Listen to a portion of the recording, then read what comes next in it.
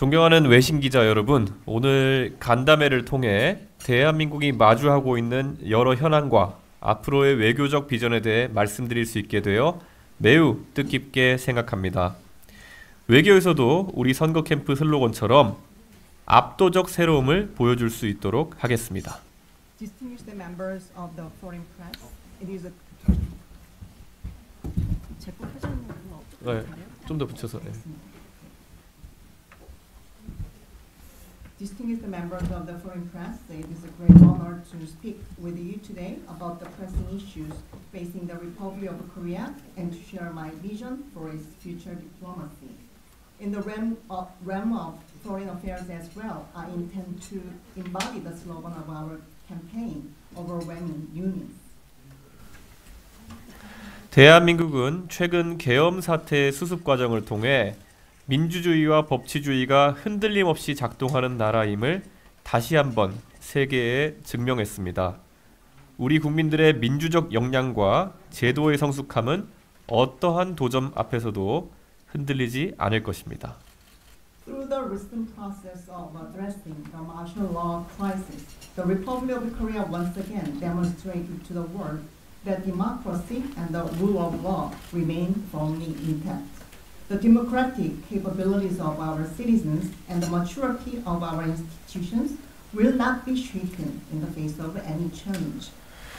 저는 대한민국이 선진국 반열에 오른 이후 그 혜택을 누리며 성장한 첫 번째 세대로서 대한민국의 외교 정책 역시 시대적 요구에 부합하고 변화하고 진화해야 한다고 믿습니다. As a member of the first generation to have fully enjoyed the benefits of Korea's ascent to a developed nation, I firmly believe that our foreign policy must also evolve and respond to the demands of our era. 저는 이공계 출신으로서 과학기술 패권 경쟁 시대를 맞아 대한민국이 글로벌 경쟁에서 우위를 점할 수 있도록 최선을 다할 것입니다. 특히 디지털 혁신과 인공지능 분야에서 대한민국이 글로벌 리더로 자리매김할 수 있도록 첨단 기술 육성과 인재 양성에 총력을 기울이고 국제적 협력을 통해 선도적인 역할을 수행하겠습니다. With my background in science and engineering, I'm fully committed to ensuring that Korea secure a competitive edge in this era of technological supremacy.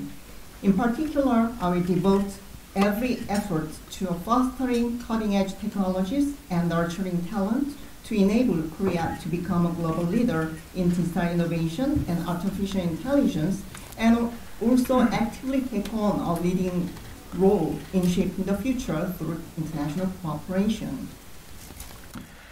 한미동맹은 대한민국 외교의 근간이며 한미일 3국 협력 또한 지역 안보와 경제 번영을 위한 필수적인 축입니다.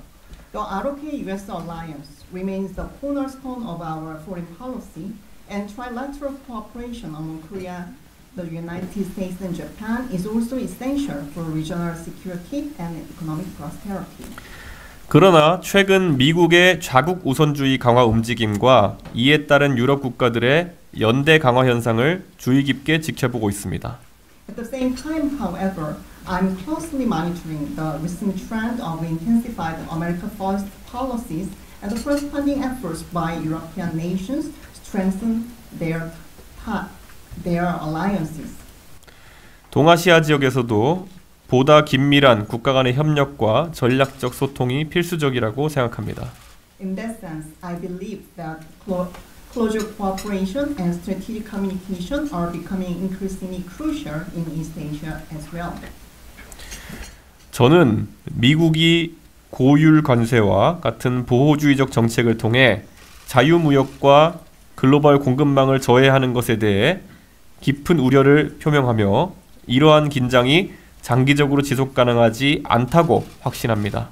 I would like to express deep concern over protectionist policies such as the imposition of high tariffs by the United States, which undermine free trade and also disrupt global supply chains. I'm convinced that such tensions are not sustainable over the long term. 이준석 정부는 자유무역과 국제적 분업체계를 수호하기 위해 언제나 외교적 노력을 기울일 것이며 이를 위해 협력 가능한 모든 국가들과의 열린 대화를 추구하겠습니다. The Junseok administration will work tirelessly to safeguard free trade and the International Division of Labor, pursuing open dialogue with all nations willing to cooperate. 또한 대한민국은 이제 경제적 성장에 머무르지 않고 기후변화 대응, 환경보호, 인권 증진과 같은 국제사회의 공통가치 수호에 더욱 적극적으로 참여할 것입니다. Furthermore, the Republic of Korea will move beyond its focus on economic growth to take a more active role in advancing shared global values such as responding to climate change, protecting the environment, and promoting human rights. 이는 국제사회에서 대한민국의 책임 있는 역할과 위상을 더욱 강화할 것입니다. All these efforts will further strengthen Korea's responsible role and standing in the international community. 전임 윤석열 정부가 한일 관계에 새로운 전기를 마련한 점은 의미가 있으나 물컵에 물 반잔을 채웠다라는 정치적 수사에 머무를 것이 아니라 실질적인 협력의 깊이를 더욱 확대해야 합니다. The previous administration under President Yoon Suk-yeol deserves credit for opening a new chapter in Korea-Japan relations. However, we must go beyond rhetorical expressions like half a glass of water and substantially deepen our cooperation. 지도자의 세대 교체는 한일 관계에 있어서도 신뢰와 협력의 새로운 시대를 여는 기회가 될 것입니다. A generational change in leadership presents an opportunity to usher in a new era of trust and collaboration between Korea and Japan. 일본 정부가 역사 문제와 관련하여 긴장을 유발하는 언행을 자제하고 진정성 있는 협력의 의지를 보인다면 저는 새로운 차원의 한일 관계 발전을 주도적으로 추진하겠습니다. If the Japanese government refrains from actions and rhetoric that provoke tensions regarding historical issues and shows a sincere commitment to cooperation, I will take the initiative to advance Korea-Japan relations to a higher level. 대표적인 협력 분야로 우주 항공 기술을 제안하고자 합니다. 한국과 일본은 지리적으로 매우 근접해 있어 우주 항공 기술의 공동 개발과 인프라 공유를 통해 시너지 효과를 극대화할 수 있습니다. One major area of potential cooperation between the two countries I would like to propose is the aerospace technology. Given our geographical proximity, Korea and Japan can maximize synergies through joint development and shared infrastructure in the field of aerospace. 중복 투자를 방지하고 효율적인 협력을 통해 양국 및 동아시아 전체의 경쟁력을 획기적으로 높일 수 있다고 확신합니다. By avoiding redundant investments and promoting efficient cooperation, we can significantly enhance not only the competitiveness of both countries but also of the broader East Asian region. 나아가 방위 산업의 선진화를 통해 대한민국의 효율적이고 정밀한 무기 체계가 세계 평화와 안정을 촉진하는 데 기여할 수 있도록 적극적인 방산 수출 및 국제 공동 개발 프로젝트를 확대할 것입니다. Moreover, we promote the advancement of Korea's defense industry, actively extending exports and international joint development projects so that our efficient and sophisticated weapon systems can contribute to global peace and stability. 대북 정책에 있어서 저는 상호주의 원칙을 분명히 하면서도 실용적이고 유연한 접근법을 견지하여 지속 가능한 평화와 안정을 실현하는 데 주력할 것입니다. On North Korea policy, I will firmly adhere to the principle of reciprocity while maintaining a practical and flexible approach with the goal of achieving sustainable peace and stability. 대통령 임기 개시와 동시에 김정은 국무위원장과의 조건 없는 정상회담을 제안하여 대화의 문을 과감히 열겠습니다. Upon taking office, I will propose an unconditional summit with Chairman Kim Jong-un to boldly open the door to dialogue.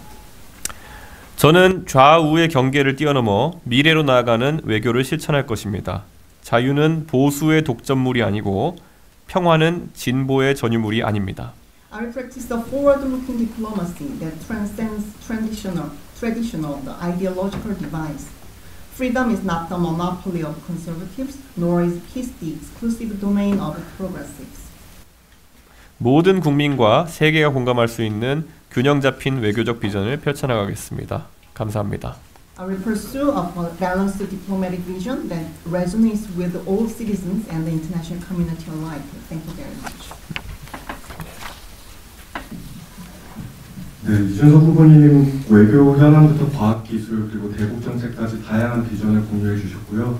이제 손을 들고 소속을 밝힌 후 질문 받도록 하겠습니다. Thank you for sharing your insights on various issues from foreign affairs, science, technology to North Korean policy. Now we'll take questions. Please raise your hand and introduce yourself.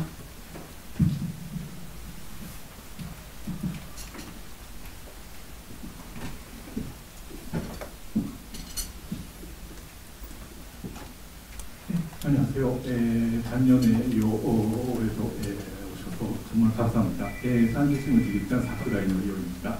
지금 외교랑 직접 연관성 없는데 대선 후보라면 작년 말에 윤석열 전 대통령께서 하셨던 개혁을 어떻게 보느냐는 피할 수 없는 것 같습니다. 그런데 한 대표도 하시고 윤 대통령 가까이에서도 보시는 윤석 후보님은 처음에 대통령 봤을 때나 닭을 떠났을 때 대통령 인상이 달라진 부분이 있는지, 그리고 왜 이렇게 개헌이라는 이런 큰 실패나 큰 타격을 사회에 주는 이런 짓을 했다고 분석하시는지, 그리고 지금 이런 상태에 보수의 정당이 옛날처럼 2030세 젊은 세대가 매력 느낄 수 있는 정당으로 다시 태어날 수 있다고 생각하십니까? 그렇게 가게 되는 거에 어떤 조건이 필요한다고 생각하십니까? 네, 감사합니다. So I'd like to thank you for joining us after joining us last year and just this year as well. Then so I'm from the Sankei Shinmun. My name is Sakurai Norio, the head of the Sankei Shinmun Korea office. And then my question is not related to the diplomacy, but you are running for the presidential election candidate. So I cannot avoid asking this question regarding the martial law declaration. You once served as the leader of the People Power Party, and then so you used to be close to the former President Yoon Suk-yeol. Then what do you feel about any difference in him before he just declared that martial law and after that event happened? And then what do you think motivated him to do that kind of big event? And then under the current circumstances, from the perspectives of the youth in their 20s and 30s and the conservative camp, how can the camp make them think the conservatives still appealing to them? Then what should be the conditions to convince these young people to love the Conservative Party again? 예, 좋은 질문 감사하고요. 사실 계엄이라는 사태를 저도 살면서 처음 겪어봤습니다. 예, 그리고 대한민국의 젊은 세대 어느 누구나 처음 겪어봤을 겁니다. 그래서 제가 2달 전에 일본을 방문해서 이시바 총리님을 예방하고 제가 계엄에 대해서 설명드릴 때도 사실 일본의 많은 정치인들이 이 상황에 대해 가지고 왜 발생했는지, 그리고 이것밖에 길이 없었는지에 대해서 많이 물어보셨습니다. 근데 저는 우리 민주주의가 87년도에 현재 헌법으로 구축된 이후에 발견된 구조상의 결함이었다, 이렇게 생각합니다. So thank you for asking me a good question. That personally, for me, that was the first experience to go through this martial law situation, and for all the Korean young generations, that this might have been the first experience. Then 2 months ago, I had a chance to visit the Prime Minister Ishiba, and then I had to explain to him that what made this situation happen, and then many the high-ranking the Japanese government officials asked me that should have been the only way to address the current deadlock issues politically. Well, my thinking is that since 1987, Korean constitution was established. Since then, there might have been the very structural flaws. The issue stemmed from that one. 실제로 이번 계엄을 통해 가지고 다음번 만약에 개헌이 이루어진다고 한다면 다른 국가에 있는 것처럼 오히려 선거를 통해서 이런 교착 상태를 해결할 수 있는 의회 해산권이라든지 하는 다른 방법의 도입이 국회 내에서 공론되고 있습니다.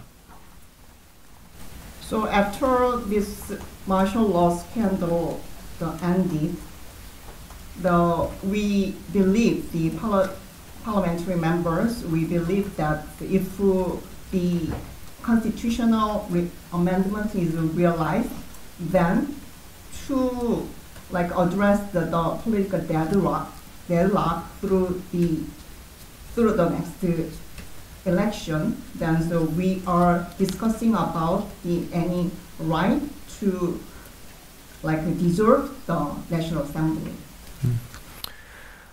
실제로 윤석열 대통령과 제가 함께 일했던 경험은 솔직히 매우 이상한 경험이었습니다.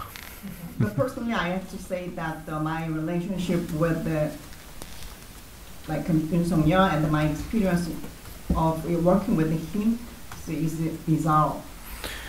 제가 정치적으로 잘 사용하지 않는 이런 이상하다는 표현을 쓰는 이유는 지금까지 있었던 어떤 정치적인 경험이나 정치적인 인물과 빗대어 설명하는 것이 불가능하기 때문입니다. The reason that I pick up the word bizarre, I've rarely used in the political scene. The reason is that because I have gone through the very unique experience with him. 저는 그 이상한 경험이 윤석열 대통령의 정치에 대한 경험이 없었던 것과 그리고 항상 정치인들을 자신의 아래에 있는 범죄자로 보는 검사적 관점에 따라서 그랬다고 생각합니다. So I just suspect that his bizarre actions and attitude has come from two factors. One is the lack of his political experience, and the other one is his a very unique view from his experience as a prosecutor. So he always believed that every other politicians are under his leadership, under his position.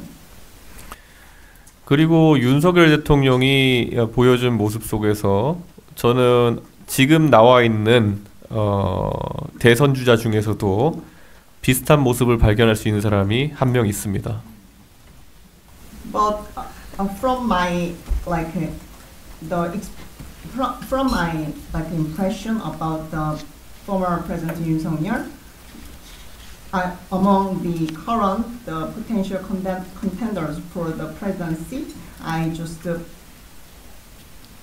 I'm reminded of one person who's very resembling him.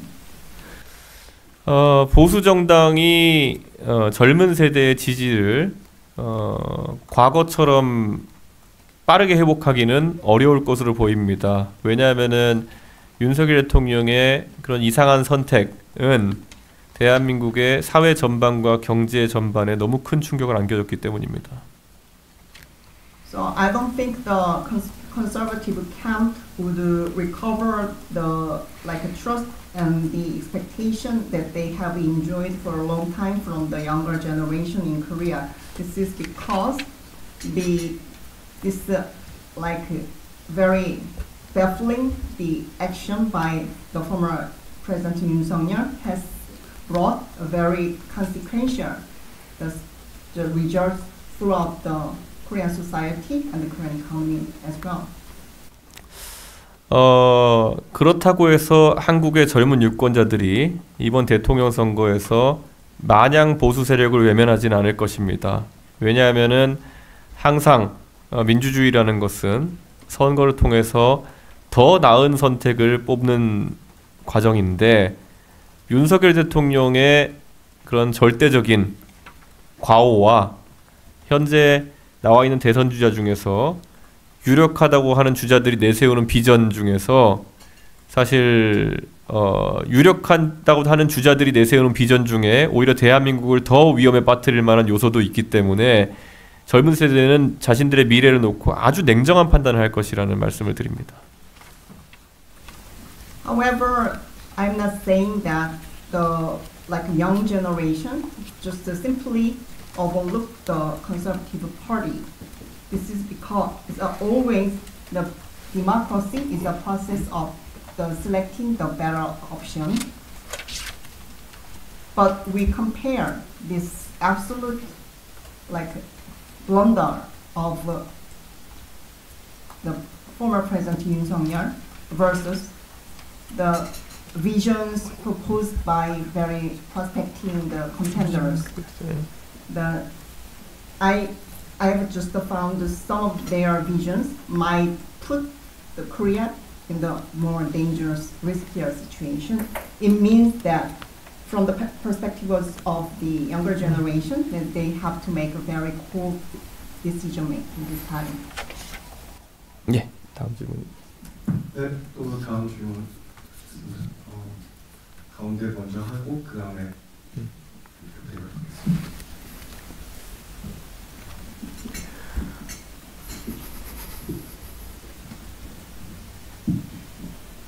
안녕하십니까. 요미기신문 작가라고 합니다. 한 가지만 여쭤보겠습니다. 그리고 지금 그 여의도에서는 그 빅데이터 론이라는 그런 말이 많이 들었습니다. 그거에 대한 이준석 위원님께서 어떻게 생각하시는지, 그리고는 참여할 생각이 있으신지, 만약 위원님께서 중심으로 그런 모아는 그런 움직임이 빅텐더로서 그거 있다면은 좋다는 생각이 있으신지 물어보고 싶습니다. So my name is Nakamura from Yomiuri Shimbun, and so we have heard about the big tent theory that is going around in Yeouido. So if that is offered, do you have any intention to join this move, or if you are at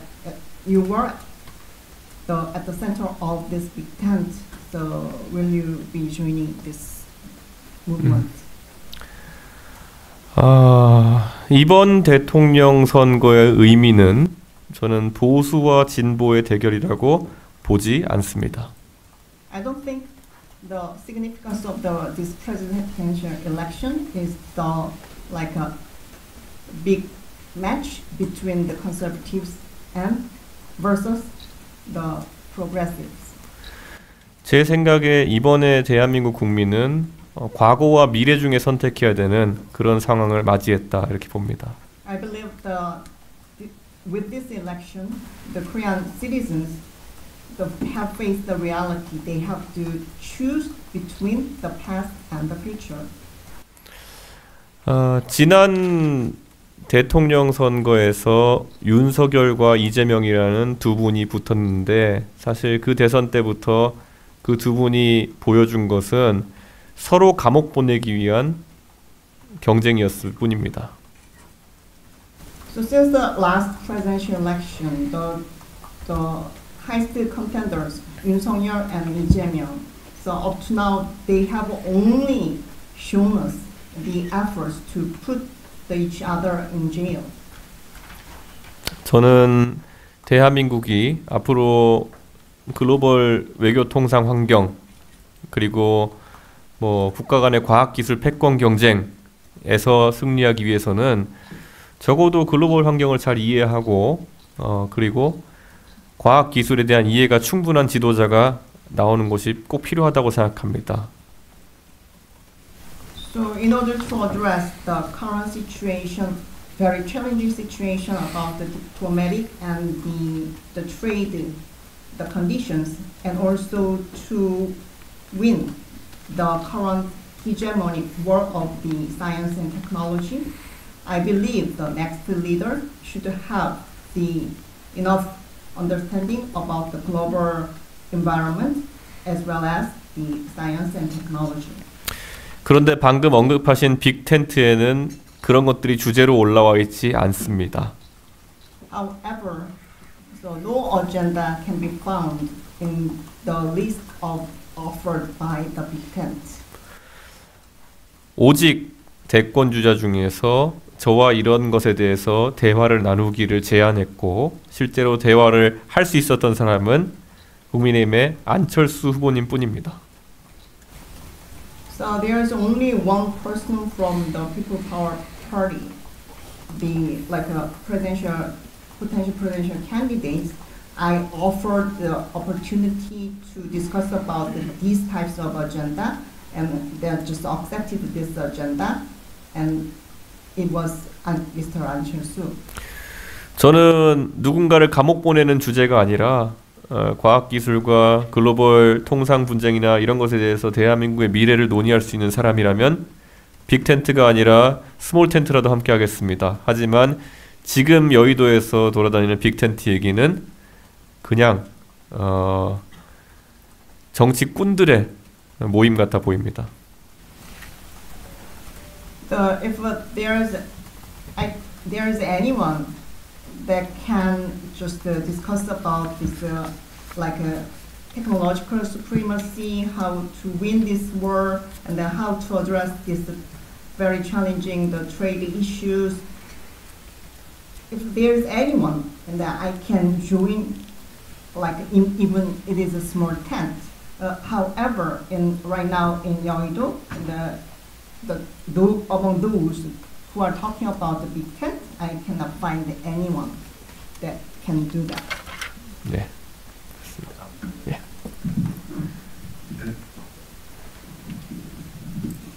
네, 안녕하세요. AFP 통신의 강진규 기자라고 합니다. 지난 2월달에 이제 대선 출마를 발표하시면서 40대 기술론을 들고 나오셨잖아요. SNS 포스팅으로 기억하는데 거기에 이제 버락 오바마 전 대통령, 존 F 케네디 전 대통령의 예를 드셨는데 물리적인 나이와 하버드 동문이라는 점을 차치하고 본인이 정치인으로서 이 두 전 미국 대통령과 본인이 좀 이런 부분은 정치인으로서 내가 좀 닮았다, 이런 가치관을 공유한다라는 부분이 있다면 어떤 부분인지, 있다고 생각하시는지, 그렇게 생각하신다면 그 부분이 어떤 부분인지 궁금하고요. 그리고 또 더불어서 내가 아직은 이런 자질을 연마하고 있지만 앞으로 이런 부분들은 두 명의 대통령으로부터 정치인으로서 배우고 싶다라는 부분도 있는지 궁금합니다. My name is Kang Jin-gyu from AFP. When you declared your candidacy last February, then so you just emphasized that you are the youngest contender. You are in your 40s, and then so you just posted SNS, so just signaling this message, and then you just posted Barack Obama and John F. Kennedy as examples. And then, so except for the age, and then your alumni of Harvard University, have you found anything very similar with these two figures?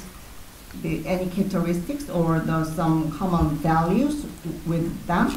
This was the first question. The second question, you are just, if you have found some capabilities that you have that are very similar to their characteristics, then, or have you found anything that you want to learn from these two, renowned figures?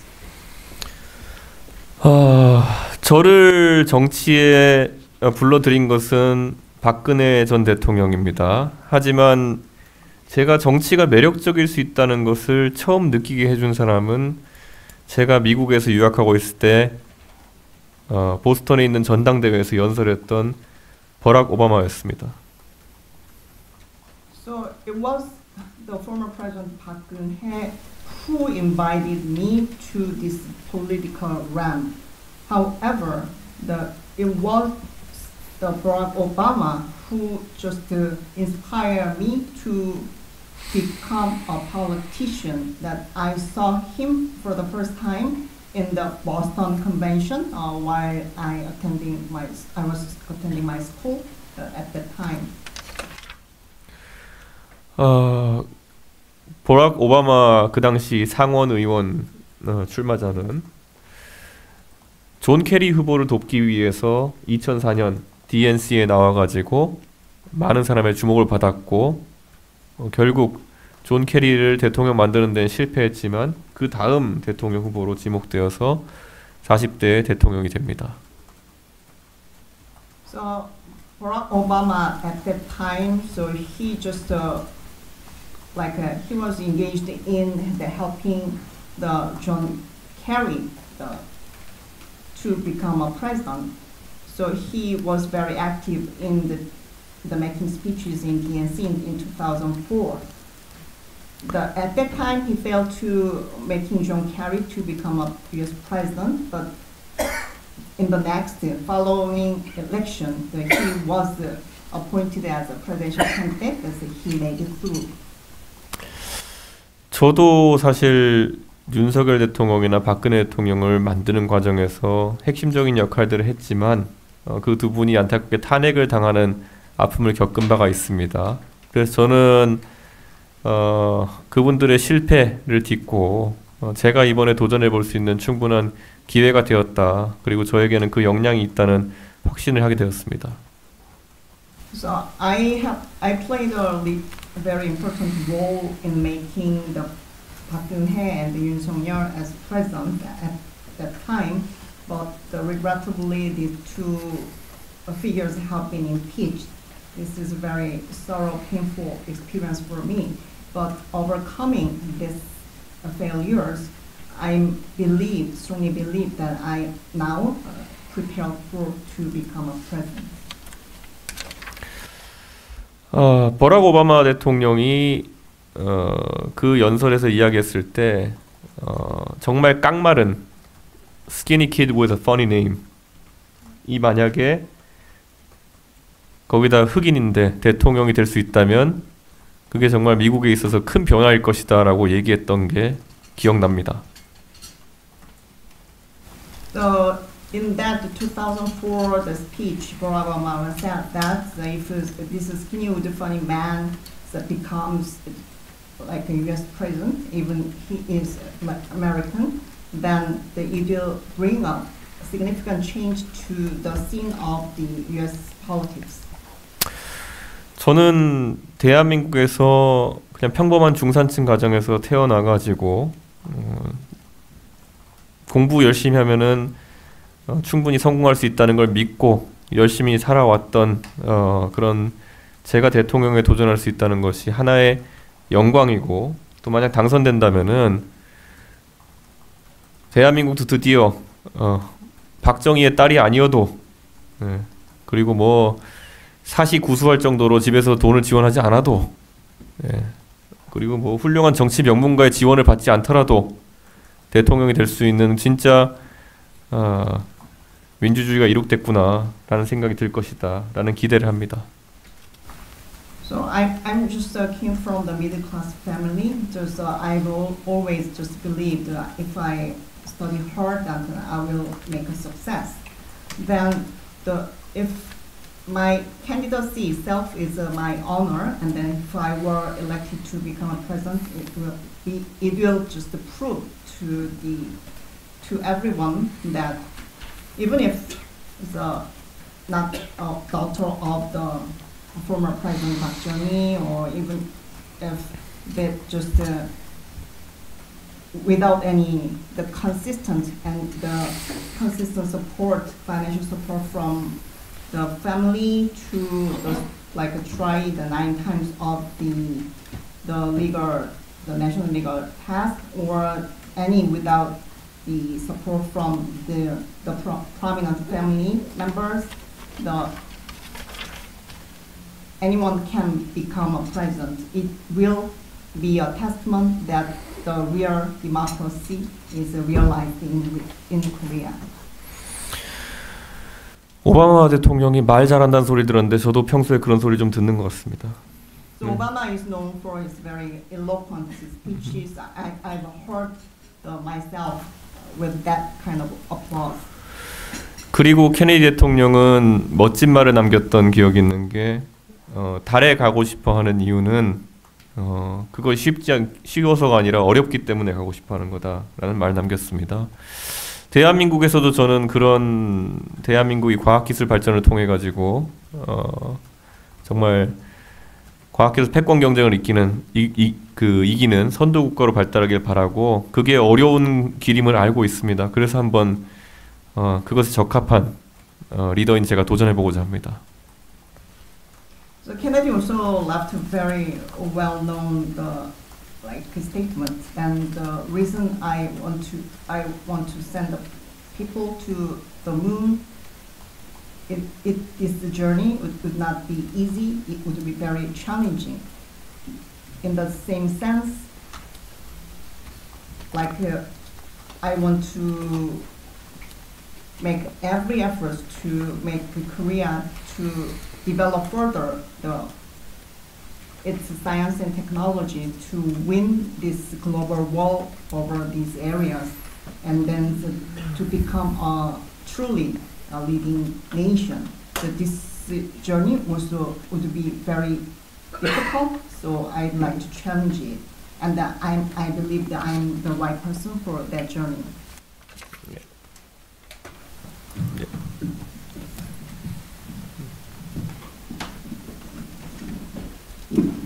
안녕하세요. 대만 공영방송 PTS의 양신혁 기자입니다. 작년까지 총선에 같이 뛰어던 허은하 전 대표가 지난주에 당협위원장을 비롯한 당원 30명과 함께 탈당했습니다. 개혁신당의 내용과 갈등이 혹시 의원님께 대선 결정에 좀 불리한 요소가 될지, 어떻게 당내의 갈등 어떻게 봉합 수습을 할지, 또 여론조사보면 지금 민주당 이재명 후보가 독주하고 있는 상태에서 이준석 캠프가 지지율을 극대화할 수 있는 전략이 무엇인지 같이 여쭤보려고 합니다. 감사합니다. So I'm Yang Jae-hyung from the PTC. So your party leader, the Hona, left the party with the other 30 staff, and then this might have the negative impact on the candidacy and your efforts.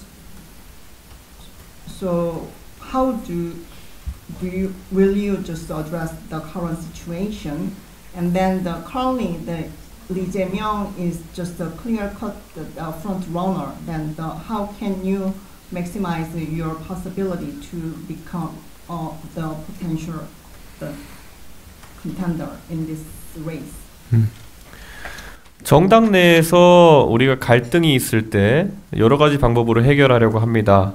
그런데 방금 말씀하신 경우에는 30명의 당원들이 이탈했다고 하는데 오늘부로 개혁신당에는 7만 8천 명 정도의 당원이 있습니다. 그래서 이것이 언론에서 대서득필하는 것처럼 어떤 분열 상황이 존재한다기보다는 아주 극소수의 불만을 가진 인사가 있다, 이렇게 말씀드립니다.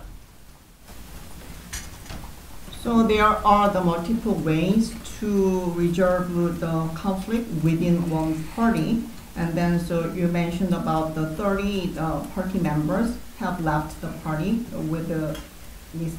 Ho, leader Ho, but still our total number of the party members, 78,000. It means that even though the media is splashing about this, this event as a big event, that they're like as if it is a big division within our party, but those who left with her is only a small part of the party, the membership. 그리고 결국 이재명 후보와의 지지율 격차라는 것은 충분히 극복이 가능한 상황이다 이렇게 보고, 그 이유는 결국 대한민국 국민들이 아까 말했던 것처럼 이번 선거에서 상당한 위기감을 느끼고 있기 때문입니다. 외신 기자분들께서 아시는지 모르겠지만 이재명 대표가 얼마 전까지 본인의 복지 비용을 댈 수 있는 방법 중에 하나로 엔비디아와 같은 테크 자이언트를 만들어 가지고 30% 지분을 국가가 가져가지고 배당으로 그 비용을 충당하겠다는 황당한 이야기를 한 적이 있습니다. 도대체 어디서부터 지적해야 될지 모를 정도로 황당한 이야기인데, 이런 것들을 보면서 굉장히 당황스러운 느낌이었을 겁니다. 그리고 그 잘못을 또 시인하지 않고 결국은 아마 양 기자님께서 굉장히 익숙하실 과거에 TSMC도 그런 적이 있다는 식으로 내용을 호도하는 사람들도 일부 민주당에 있었습니다. 근데 정확히 완전 사례가 다르고, 이런 상황에서 국민들에게 잘못된 방향을 제시하는 지도자는 TV 토론 등을 통해서 검증되고 그리고 또 지지율이 내려갈 수밖에 없다라는 말씀을 드립니다. So I believe that the current support gap with the Lee Jae-myung can be narrowed down. The reason I'm just telling you that is the Korean people now have the sense of the crisis.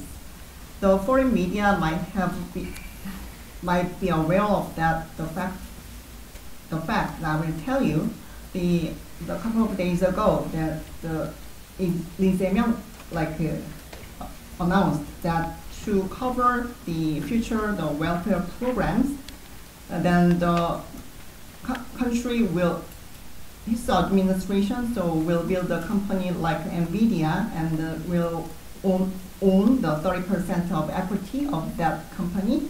Then with the dividends from this ownership, he will cover all the welfare programs in the future.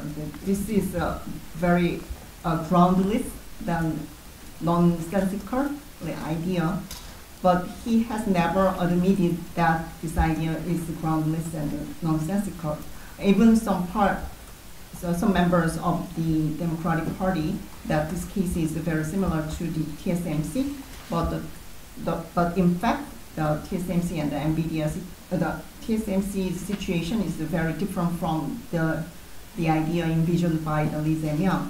So I believe that in the future, the TV debates, that kind of the lack of knowledge will be verified and then witnessed by the audience, and then the people can discern who is right or who is not. Yeah.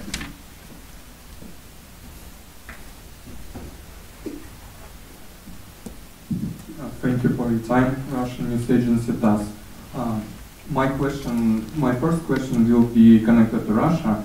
Given all the negotiations between the Trump administration and Russia, it is said that the United States could lift sanctions against Russia. Do you think South Korea should follow the lead in this case once the peace deal is made in Ukraine? And what is your overall opinion on the relations with Russia? And do you think Korean companies will return to the Russian market after the conflict is settled down? 지금 저는 타스 통신에서 왔습니다. 그래서 저는 지금 러시아와 지금 트럼프 간의 관계에 대해서 좀 말씀드리고 싶은데요. 만약에 평화 협정이 체결이 된다고 하면은 현재의 제재, 그러니까 트럼프 대통령이 현재 러시아에 대해서 하고 있는 그 제재를 거둘 것이라고 얘기를 했는데, 그거에 대해서 그러니까 전반적으로 지금 돌아가는 미국과 러시아의 상황에 대해서 어떤 견해를 갖고 계신지가 궁금하고, 만약에 이 평화 협정이 그러니까 체결이 될 경우에 지금 그 러시아에서 우크라이나전 이후에 영업을 못하고 있는 한국 기업들이 다시 러시아로 돌아갈 수 있다고 생각하시는지, 예상하시는지 알겠습니다. 제가 국민의힘 당대표라던 시절에 우크라이나에서의 전쟁이 발발한 이후 직후에 방문했던 적이 있습니다. So once I just like working as the leader of the PPP, I had a chance to visit the Ukraine. 제가 우크라이나를 꼭 방문해야겠다고 생각했던 이유는 대한민국의 보수 정당의 대표로서 과거 공격을 받은 위치에 있었던 대한민국에 대해 가지고 우크라이나가 그 당시에 공격을 받았던 위치에 있던 상황이라 파악했기 때문에 동질감을 좀 느꼈기 때문이었습니다. Just what motivated me to visiting the Ukraine at that time. I just found the Ukraine situation is very similar to Korea's situation. So it is vulnerable to the invasion by foreign country. We are the same. We were the same situation. So from the perspective of the leader of the conservative camp. 제가 우크라이나만 방문하고 러시아는 방문하지 않아서 그런지 모르겠지만 그 당시에 우크라이나에서 전쟁이 촉발된 것에 대해 가지고 저는 사실 그 사유를 납득하기 어려웠던 측면이 있습니다. At that time, I did not visit Russia. So it might be a reason for me to think this way. Then, after visiting Ukraine, I could not understand what just brought this war to actually break out. 저는 우크라이나와 러시아의 어떤 시민도 더 이상 전쟁의 고통 속에 살아가서는 안 된다는 생각을 하고 있습니다. I strongly believe that any more residents, either from Ukraine nor Russia, would suffer from this type of war situation. 우크라이나와 러시아가 평화협정에 동의하는 상황이 발생한다면은 그것을 적극 지지하며 하지만 러시아의 우리 기업들이 복귀해서 비즈니스를 하는지의 여부는 말 그대로 우리 기업들이 이런 불안정한 상황이 대해 가지고 완전히 해소되었다는 느낌을 갖는 것이 굉장히 중요할 것입니다. So if any peace deal is closed, then I'd like to extend my full support to that kind of peace deal. However, regarding your second question, then is there any possibility that the Korean companies would return to Russia? That it heavily depends on their understanding that how much instability has been reserved in Russia. 지금까지 대한민국은 러시아에서 많은 사업을 진행해 왔고 그리고 그런 기회들을 아직도 중요하게 생각하고 있습니다. So many Korean businesses have done business in Russia, and then so still they believe that the Russia is a very valuable place to do business with. 저 개인적으로도 그런 러시아와의 여러 가지 기회를 보기 위해서 2018년도에 제가 모스크바에서 블라디보스토크까지 시베리아 횡단 열차 타본 적도 있습니다. So to personally watch what is happening in Russia in 2018, I just rode the continental crossing the train linking from Moscow to Vladivostok. 앞으로도 저는 전쟁만 마무리된다면은 러시아와의 협력은 충분히 가능하다라는 생각하고 다만 전쟁에 대한 종전 협상이나 이런 것이 장기화될 우려가 있는 것도 사실입니다. 한국 전쟁에서도 실질적인 휴전 협상이 몇 년에 걸쳐서 이루어졌던 적이 있습니다. So if the current Ukraine and Russia war is closed, then I personally will have the intention to actively pursue the good relationship with Russia. However, I also see the possibility that this negotiation over the end of the war will take more time. So, as seen in the Korean War, it took us a couple of years to finally close the deal. 하지만 제가 처음에 말했던 것처럼 이 상황에서 공격을 한 쪽이 러시아라는 인식이 저에게는 아직까지 있기 때문에 이 부분에 대해서는 러시아가 평화 협정을 맺는 과정 중에서 최대한 그것을 반영해서 영토의 경계선이나 이런 것에 있어서 조금은 더 이해하는 차원에서 협상을 했으면 좋겠다 그런 생각입니다.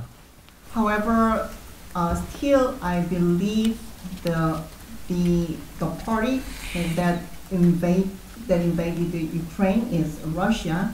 So from that perspective, that I hope that Russia would be more generous in defining defining territorial boundary with the Ukraine.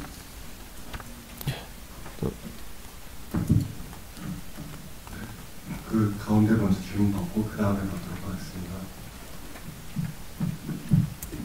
네, 시투데이 김시영 기자입니다.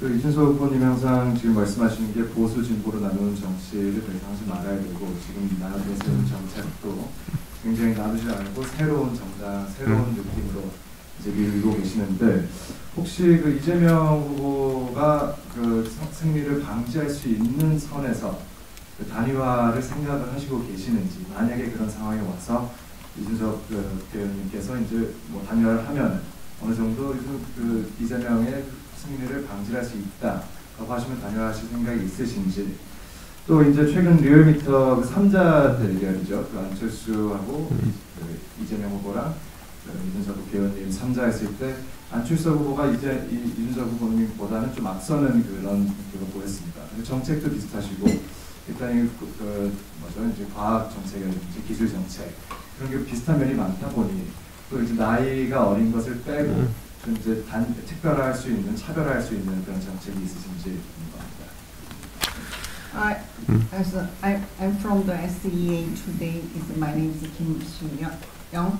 So yes, I fully understand that. So you want to be free from the current the framework between the conservative versus the progressive, and then so you want to create a very new type of the political party, and then so you pursue the realize newness in every sense of the areas, and then if you are convinced that if you align with the conservative members to really counter the Lee Jae-myung, then do you have any intention to join the group?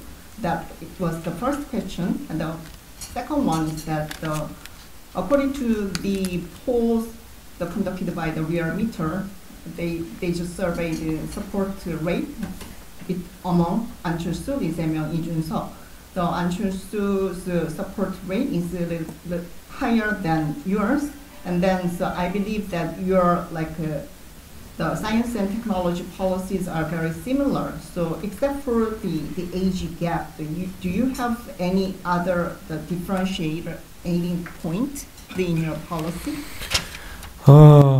저는 제가 안철수 의원과의 관계 속에서 안철수 의원도 정치적으로 국민의당을 만들 때 상당한 역량을 보여주시긴 했습니다만 저는 또 젊은 세대에 소구하는 역량이 있다고 생각합니다. 그래서 이런 것은 경쟁하는 관계가 아니라 공통의 과제인 과학기술 강국 대한민국을 만드는 데 있어서 안철수 의원과 제가 상호 보완적으로 결합할 수 있는 그런 요소이다.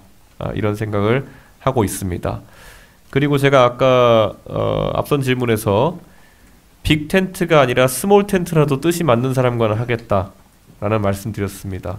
근데 뜻이 맞는 사람과는 뜻이 안 맞는 사람과는 아무리 좋은 황금 텐트라 그래도 하지 않겠다. 그런 이야기를 드리겠습니다. 지금 시점에서 이재명을 막기 위해서 무엇을 한다라는 이야기는 여의도 정치꾼들의 이야기이지 대한민국 국민들이 감동을 느낄 만한 이야기는 아닙니다.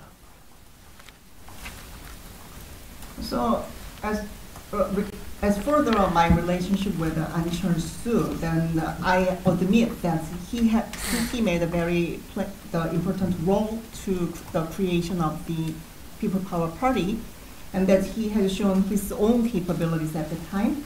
But I believe that I have the strength that has been demanded by the young generation. So I don't want to describe our relationship as a competitive relationship. So I believe this relationship is complementary between us.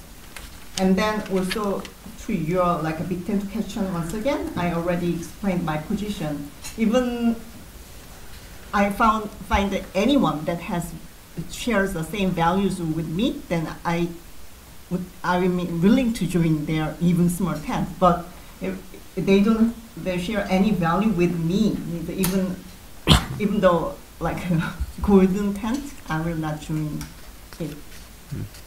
So now any attempt or any effort to counter the Lee Jae-myung, all these stories are just like a storytelling by the political pundits, so not inspiring at all to the citizens.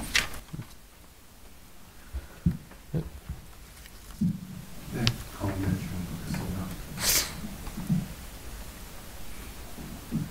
네, 안녕하세요. 유미우 형입니다. 예. 정치꾼처럼 안 하려고 하신다고 그래서 그런지 얼마 전에 개봉한 준스톤 이어원이라는 영화가 있었죠.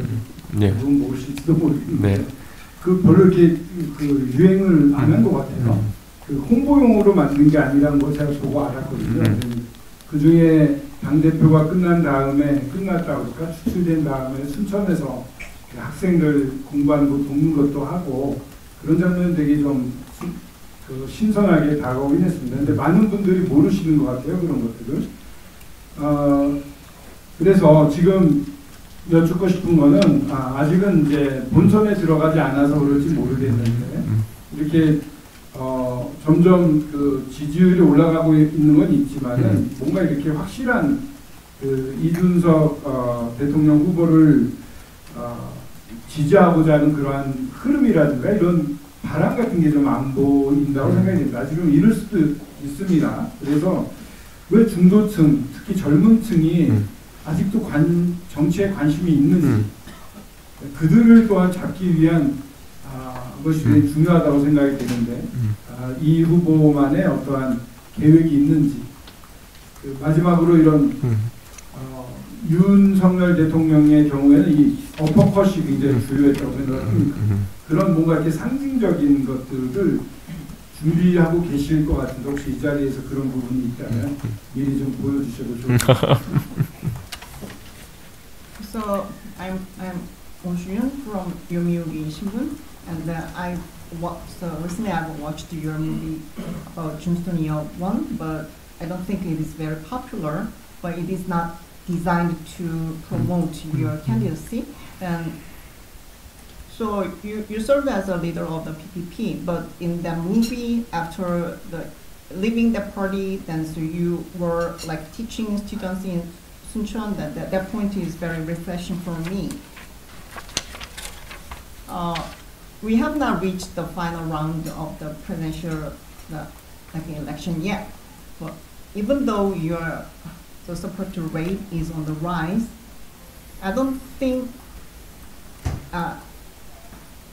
there is a very strong trend and there's a flow to support you. So from the undecided, the voters and the young generations. So what can differentiate you from other contenders? And then as I remember the Yoon Sung-yeol's case, then so his uppercut, there was very symbolic gesture. Then I assume that you are preparing something like that. So if you have one, then so could you show us right now? 선거를 뛰다 보면은 어려운 선거도 뛰어야 되고 때로는 좀 순탄한 선거도 뛰게 됩니다. 그런데 저 개인에게는 단 한 번도 쉬웠던 선거가 없는 것 같습니다. So as far as the elections, sometimes the elections will go smoothly, sometimes it is very challenging. But for me, none of the elections I have been involved is very easygoing one. 저는 정치적인 선택을 할 수 있을 때 갈림길에 놓이면은 항상 하이 리스크 하이 리턴을 선택합니다. Anytime I just face at the juncture between two choices, I always select high risk and high return. 실제로 이번 선거에서 저는 대한민국을 완전히 바꾸고 싶고, 그러기 위해서는 어느 누구에도 빚지지 않고 싶고, 또 그런 상황 속에서 완전히 새로운 세력을 만들고 싶습니다. 그래서 제가 잘 알고 익숙하고 또 저에게 손짓을 하고 있는 보수 진영에 눈길을 주지 않는 겁니다. So for this election, so my aspiration is to totally, fully transform Korea. So it means I don't want to like owe anyone, and then so I want to build a totally different forces in the political scene. So that's why I have never paid any attention to any offer from the very familiar figures, figures. 저를 정치에 초대한 것은 박근혜 대통령이고, 정치가 멋있다는 것을 알려준 건 오바마 대통령이라면은, 제가 이런 것을 해낼 수 있다고 용기를 주는 사람은 현재 프랑스 대통령 이마누엘 마크롱입니다. So as I told you, it was former President Park Geun-hye who brought me to the political field, and there was Barack Obama who inspired me to realize that the politics is a really wonderful thing, and that it is the another person who actually gave me the courage to run for this election is Emmanuel Macron from France. 그가 원래 사회당에서 장관까지 지낸 사람이었음에도 새로운 세력을 만드는 것이 길이라고 생각했고, 프랑스 국민이 거기에 대해서 화답했던 것처럼 저는 지금 슬로건을 좌도 우도 아니고 앞으로라는 슬로건을 쓰고 있습니다. 대한민국 국민들이 좌도 우도 아니고 앞으로 가는 것이 중요하다는 이 슬로건에 동의할 때, 저는 프랑스에서 해냈던 일을 대한민국 국민들이 못할 거라고 생각하지 않습니다. So although Mr. Macron served as the minister of the from the social party, then he also believed that he had to form a very new political party. Then, so the French citizens just accepted this new movement and this campaign. And my party's slogan is neither left nor right, just move forward. If the Korean citizens could be convinced my intention, then so we will realize the real change.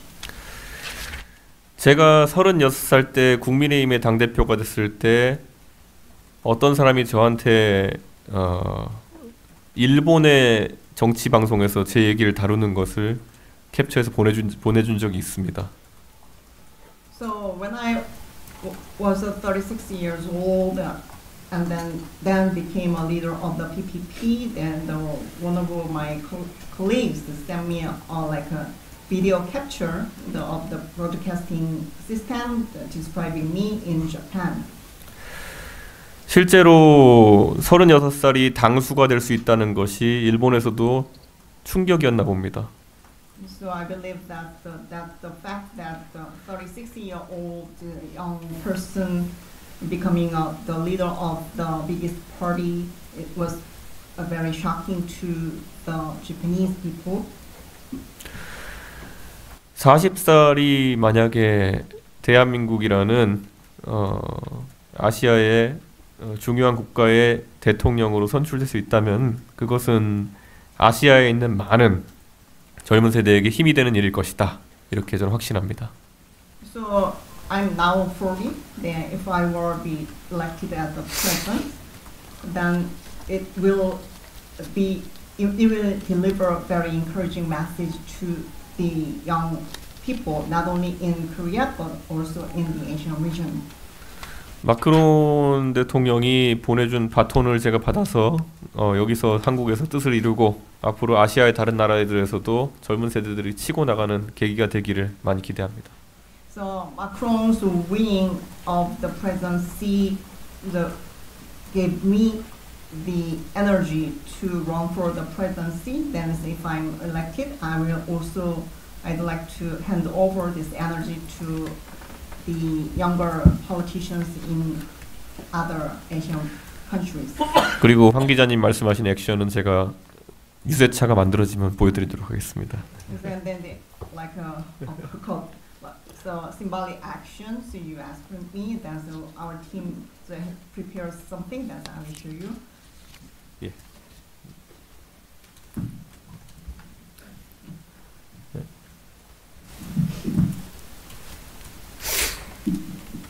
예, 안녕하세요. 저는 카타르 알자지라 방송에서 일하고 있는 김무선 PD라고 합니다. 그 외교 정책 관련해서 여쭤보려고 하는데요. 그 모두 말씀에서 한미일 동맹과 그리고 한미일 3국 협력이 중요하다라고 말씀하셨는데요. 그런데 최근에 보는 것 같이 미국의 그 보호주의 정책으로 인해서 이 한미 관계가 조금 흔들리는 것 같습니다.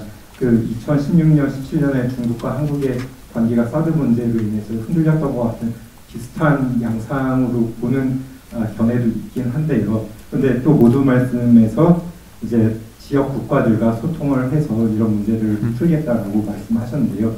이 부분에 대해서 구체적으로 외교를 어떻게 이제 지평을 넓히실지 궁금해서 여쭤봅니다. 중국과의 소통과 협력을 좀 더 넓히려고 하시는 건지, 아니면 이제까지 우리가 4강 외교를 넘어서 그 더 넓은 뭐 유럽이나 아니면 다른 우리 뭐 글로벌 사우스라든가 이런 지역들과도 조금 더 연대를 하고 시장을 개척을 하시겠다는 건지, 그런 좀 큰 그림에서 우리 외교 방향이 어떻게 될지 그 부분에 대해서 말씀해 주시면 좋을 것 같고요. 그리고 두 번째로 그 인권 증진과 같은 국제사회의 공통가치 수호에 더욱 적극적으로 참여하겠다라고 말씀하셨는데요. 이 부분에 대해서도 조금 궁금한 점이 있어서 말씀을 여쭈려고 합니다.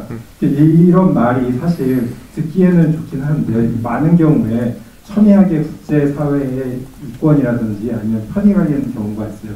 앞서 말씀하신 것 같이 우크라이나, 러시아 전쟁도 그렇고요. 그리고 중동에서 일어나고 있는 이스라엘과 가자, 레바논 이 전쟁에서도 그렇고요. 그래서 한국 같은 경우에는 뭐 일정 정도 인도주의적 목소리를 내긴 하지만 어느 양쪽도 기분 나쁘게 하지 않으려는 그런 자세를 취하는데, 이제 의원님께서 대통령이 되신다면 조금 더 인권 증진 차원에서 북익에 뭐 영향이 있긴 하겠지만 조금 더 인권적인 목소리를 내겠다, 뭐 유럽 국가들과 같이 그런 목소리를 내겠다, 이런 방향을 말씀하신 건지 아니면 다른 방향을 말씀하신 건지 좀 더 구체적으로 말씀해 주시면 좋을 것 같습니다. 예.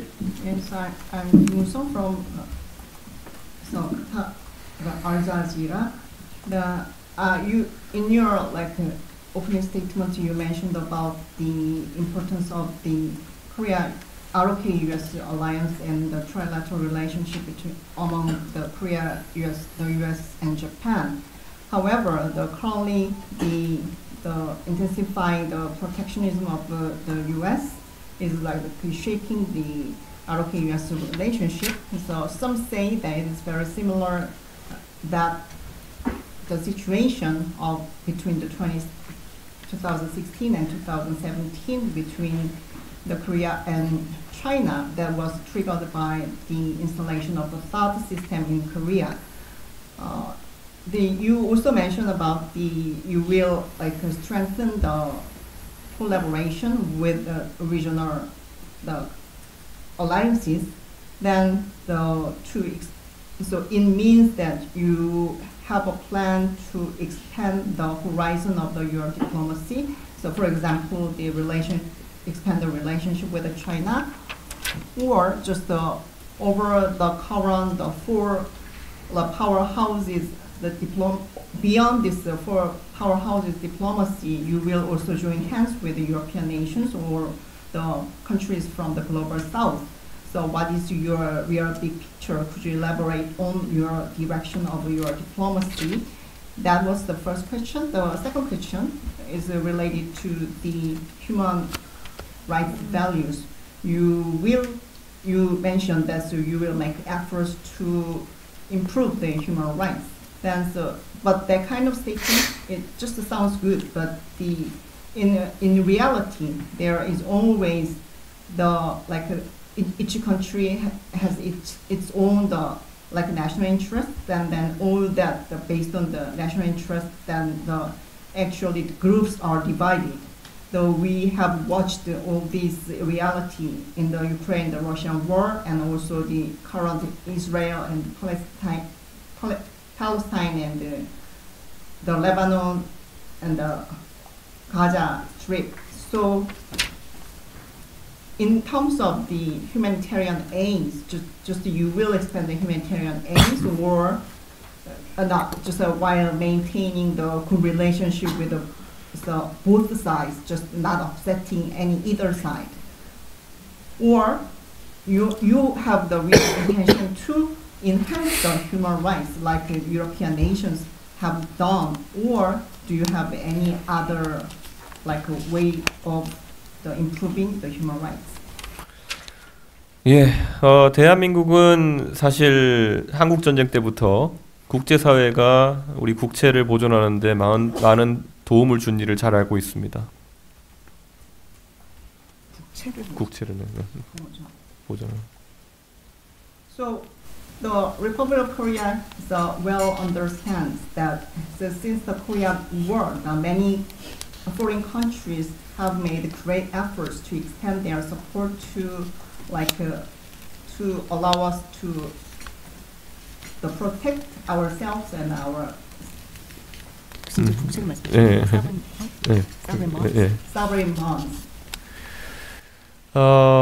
실제로 저는 지금까지의 대한민국의 정치인들과는 좀 다릅니다. I'm actually different from the typical politicians you have watched until now. 2019년에 제가 홍콩 민주화 운동 시위에 직접 옵저버로 참여했을 당시에 저는 그때 중국이 불편해할 만한 이야기들을 많이 했습니다. Actually, in 2019, there was a democratization demonstration in Hong Kong. I actually joined that scene as an observer. I made a comment that would be that favorable to from the perspective of China. 제가 홍콩에 갔을 때 홍콩 시민들은 광주 민주화 운동을 상징하는 노래 임을 위한 행진곡을 광동어로 부르고 있었습니다. So when I visited Hong Kong, the citizens of Hong Kong, they were singing the song. Actually, the song was sung here. The Gwangju military, Gwangju, the democratic movement, that they just translated this song into their own language, and that they sang this song, the marching for our beloved one. 그런데 제가 한국에 귀국한 다음에 그 당시에 집권당이었던 민주당의 의원들에게 홍콩의 시민들을 위한 목소리를 내자고 했을 때 그들은 거부했습니다. So returning to Korea, I actually asked the members of the Democratic Party to raise the voice together to support these Hong Kong citizens, but they just bluntly rejected my proposition. 그런 상황에 놓인 한국을 도왔던 다른 나라들이 고맙다면 우리는 비슷한 상황에 놓인 사람들을 위해서 말할 수 있어야 된다고 생각합니다. If we were really appreciating the foreign support, when we were in a very challenging situation, then if we find the other nation is in the same situation, so we would have to show our almost sincere support for them. 제가 아까 우크라이나에 직접 방문해서 우크라이나 전쟁의 실태를 알려고 했다는 것처럼 저는 그 상황에서도 누가 어떤 상황에서 어떤 일을 초래했는지를 직접 알고 싶어 했습니다. So as I told you, the purpose of my visiting Ukraine is to really actually see the who has committed what type of act for what type of reason.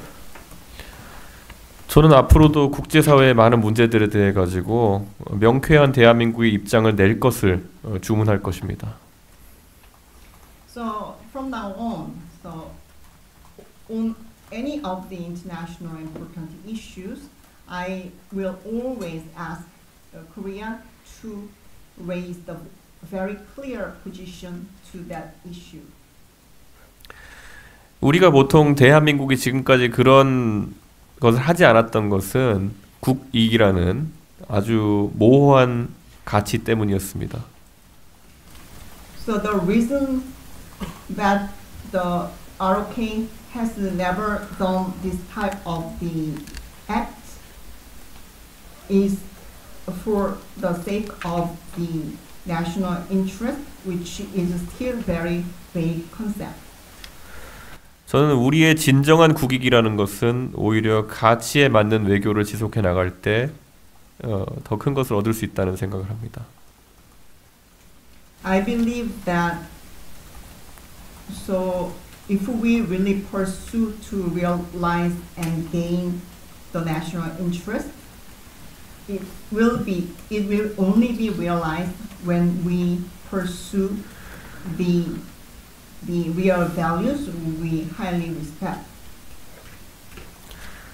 광주 민주화 운동을 굉장히 중요한 정치적 아젠다로 활용하면서 정작 홍콩 민주화 운동에 대해서는 중국에 대해서 불편하지 않게 하기 위해서 한마디도 하지 못하는 그런 한국 민주당식의 정치로는 어떤 국제사회에서의 지지도 얻을 수 없을 겁니다.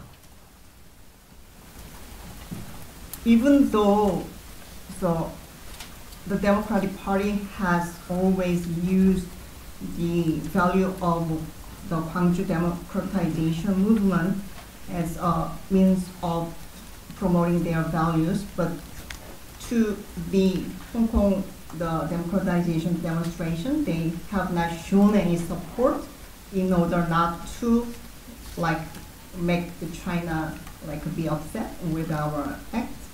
This type of the Democratic Party's attitude will never win the real support from the international community.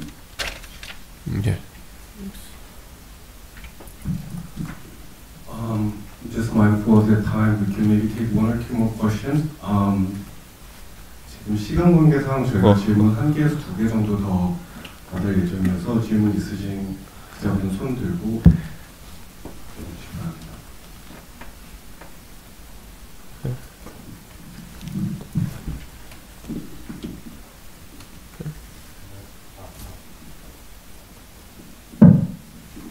안녕하십니까. 한국경제신문 안시욱 기자라고 합니다. 지난 22대 총선 화성을에서 동탄 모델로 이렇게 승리를 하셨는데요. 당시 1위를 달리던 민주당 후보랑 30%의 격차를 뒤집고 끝내 당선되셨습니다.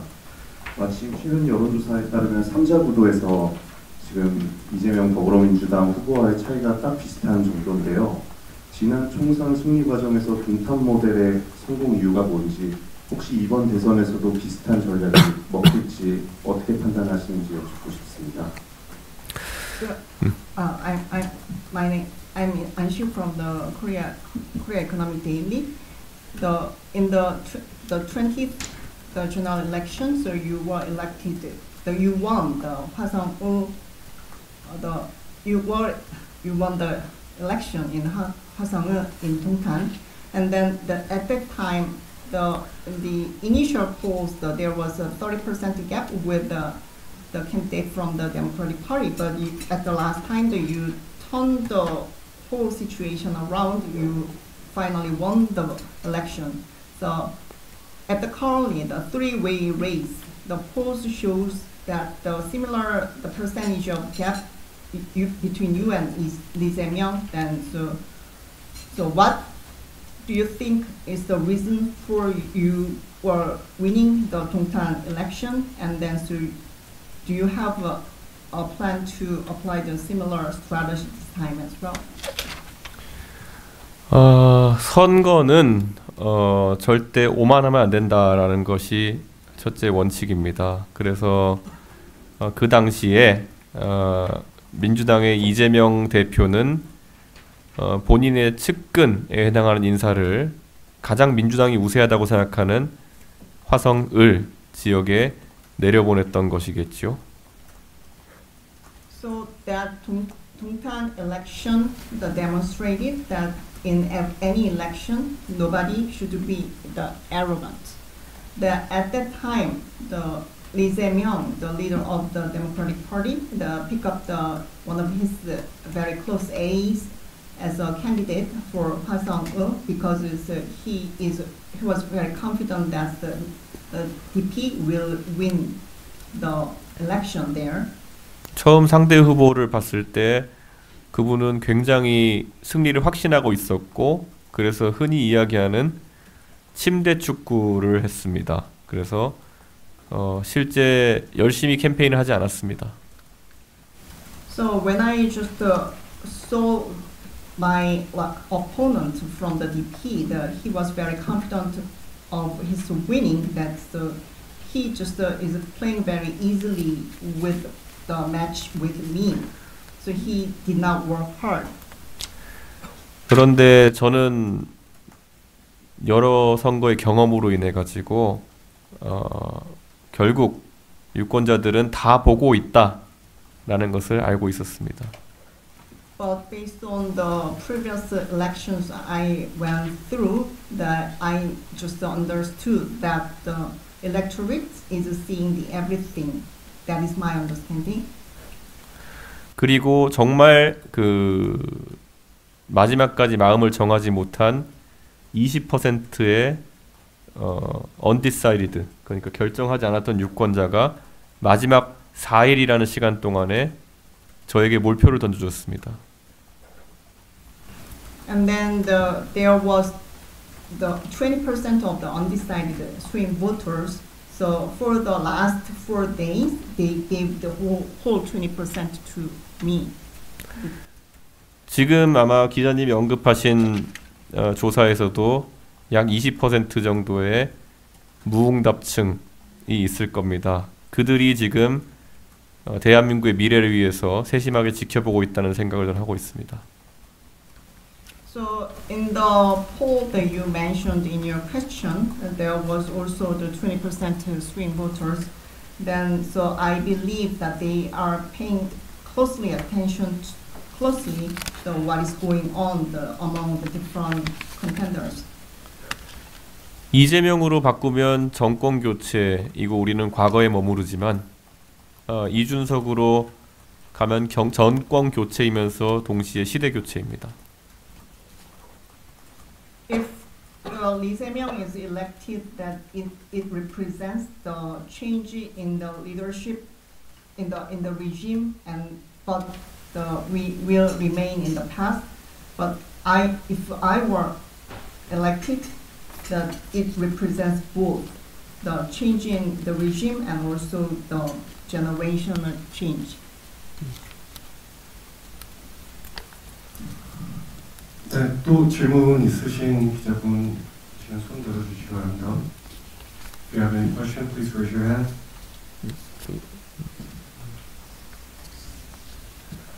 저희 마지막 질문 들어가겠습니다.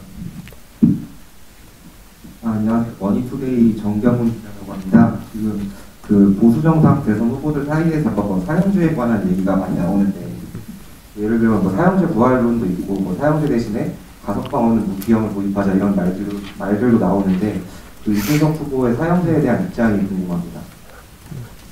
So I'm Jung Myung-hoon from Money Today.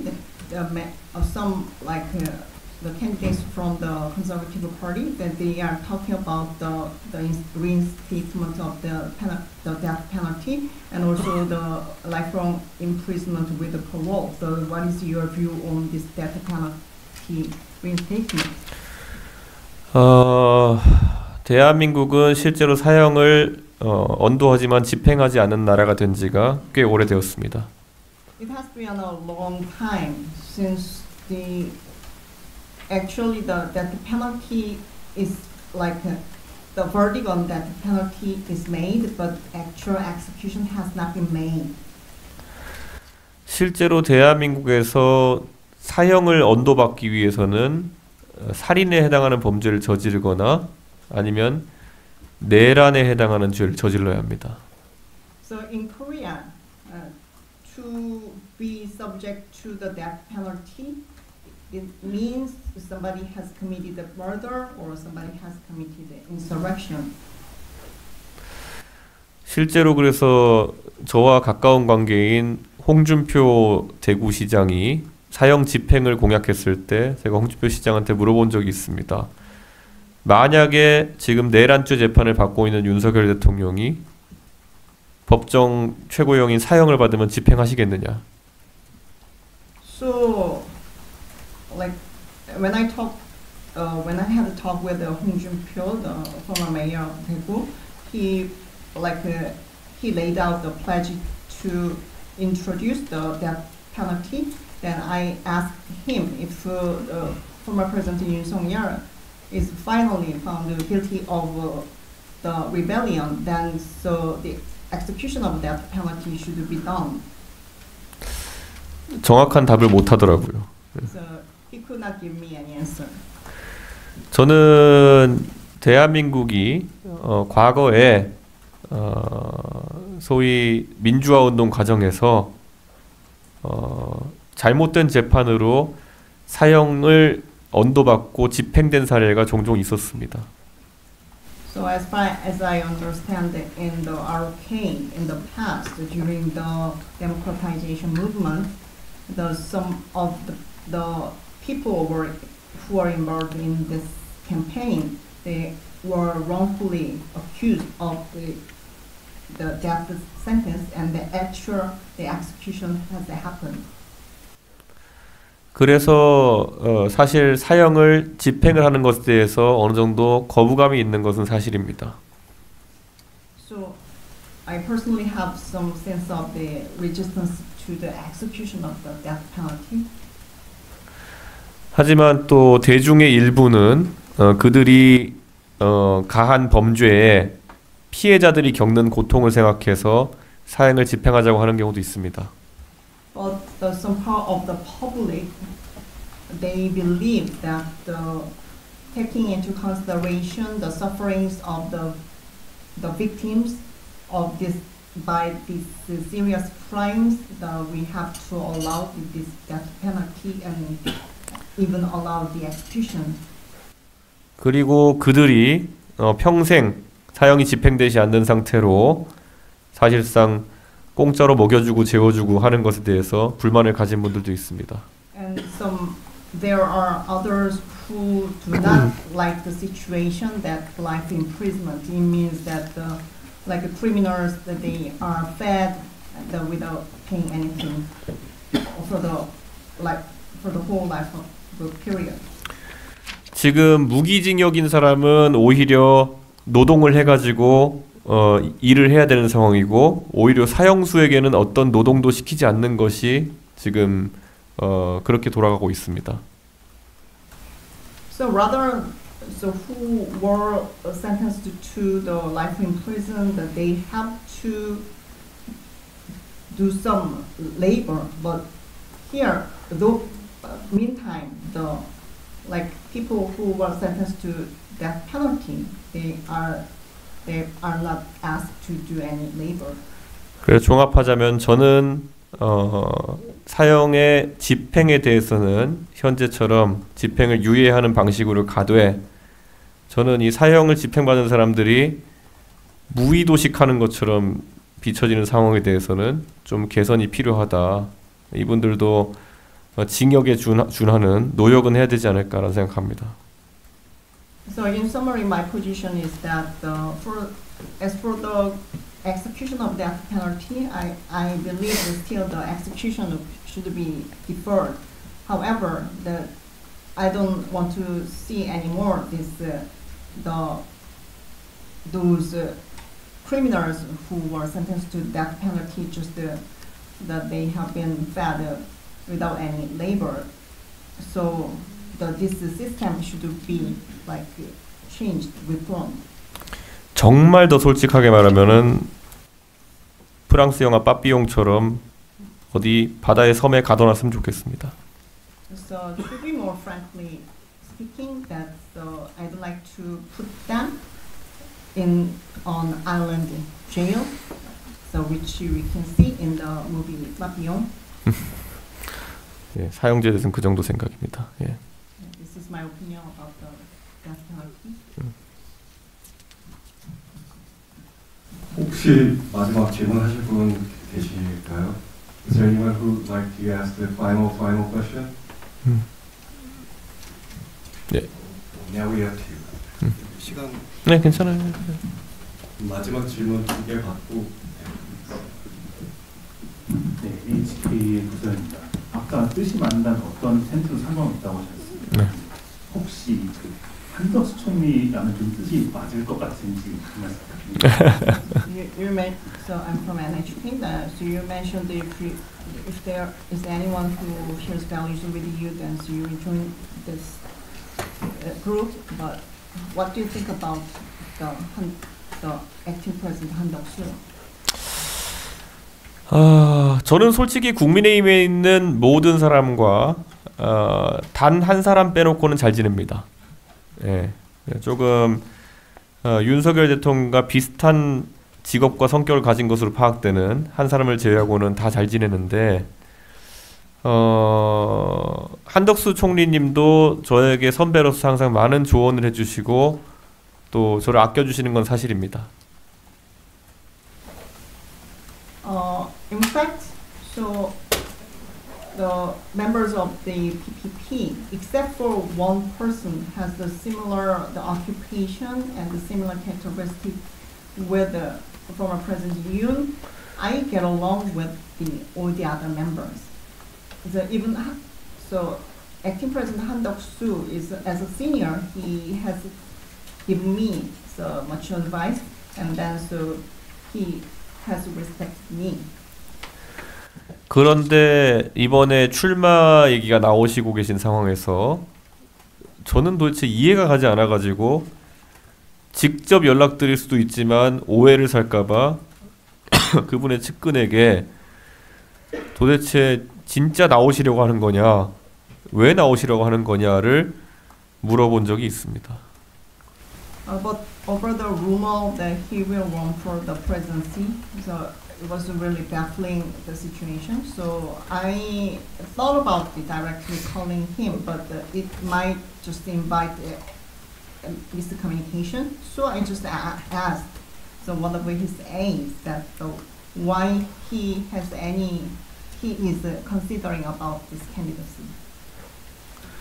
그런데 뭐 그렇게 명쾌한 답변을 듣지는 못한 것 같고, 전 아직까지도 한덕수 총리의 출마가 그다지 좋거나 아니면은 효과적인 방법이 되지 않을 거라고 생각합니다. 그래서 even though I made efforts, I have not received any clear answer to my question. Then so any possibility of him running for the candidacy, I don't think it is any good or effective idea. 저는 그래서 대한민국 정치에서 많은 원로들이 마지막에 대통령 도전하시다가 곤란함을 겪으신 적이 있는데 비슷한 상황이 발생하지 않았으면 좋겠다라는 생각을 하고 일단 너무 시간이 짧습니다. 한 달 정도 남은 시간 사이에 그것을 완벽하게 국민들에게 설명하고 실제 일이 되기는 방향을 풀어내기가 어려울 거다, 그런 생각을 합니다. And so I've watched many the senior bureaucrats turned politicians. They ran for the presidency, but that they were just ended up in a very awkward situation. So I do not want to see the very similar situation will happen again. Then, so I believe the remaining time is very short. Only approximately 1 month is left before the actual election. Then I don't think that he could just convince the public to win, vote for him. Then I don't think so. Is your hand still up? Thank you. My question is going to be semi-serious, but I hope you don't find it inappropriate. Okay. There is a joke that the most dangerous job in Korea is presidency, and someone could assume that this position is cursed. And a friend of mine wonders why people still want to run for the president. And do you personally think that this curse is real? 그래서 제가 뭐 농담처럼 이런 대한민국에서 가장 위험한 직업이 대통령이라고 들었는데 왜 여전히 많은 분들이 그렇게 대통령이 되고 싶은지 그거에 대해서 또 이준석 의원님께서는 어떤 의견을 가지고 계신지 여쭙겠습니다.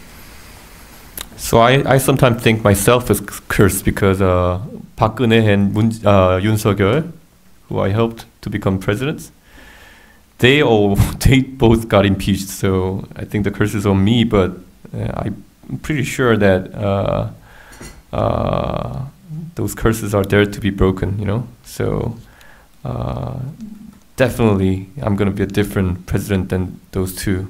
And Korea needs a change in leadership now, and I think I'm of the right person and I'm fit for that position. So I mentioned too, I think Korea needs a leader who can excel in global commerce and trade issue, and at the same time do better in science and tech sector. So I think I'm the fit for it right now. I can't find any other candidate who fall into that category right now. So I am confident and trying to be not too arrogant, but I think I know my position and I'm ready for it. Yeah.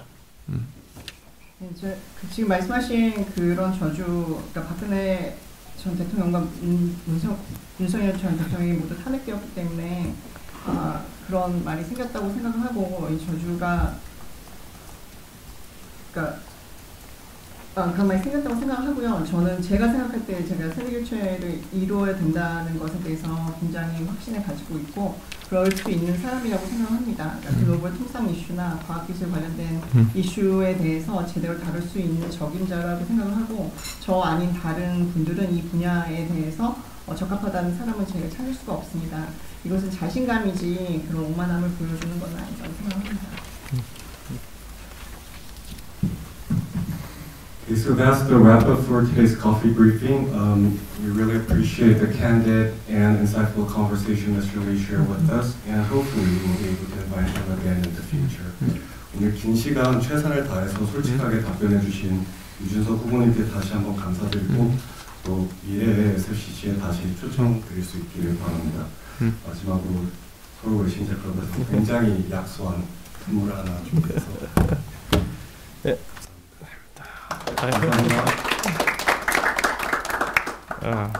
I wish I can hold this conference again in the presidential office in the near future. Just recorded that. 네, 오늘 커피 브리핑 마치겠습니다. 감사합니다. 네, 감사합니다.